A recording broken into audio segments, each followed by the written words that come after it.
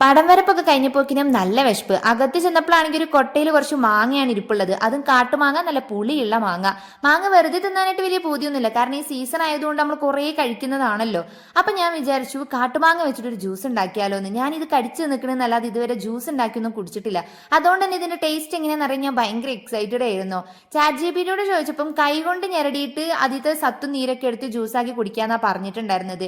പക്ഷെ എന്താണെന്നറിയില്ല, എനിക്ക് അങ്ങനെ ചെയ്താൽ കുടിക്കാൻ തോന്നില്ല. അത് എന്റെ കയ്യാന്ന് പറഞ്ഞിട്ടൊന്നും കാര്യമില്ല.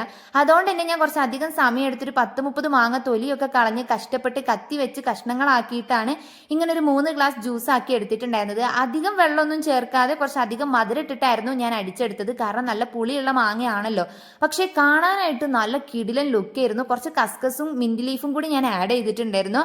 സംഭവം നല്ല ടേസ്റ്റ് ഉണ്ട്. പക്ഷെ പ്രശ്നം എന്താണെന്ന് വെച്ചാൽ നാരുള്ള മാങ്ങ ആയതുകൊണ്ട് നാര് ഇങ്ങനെ കടിക്കാൻ കിട്ടും.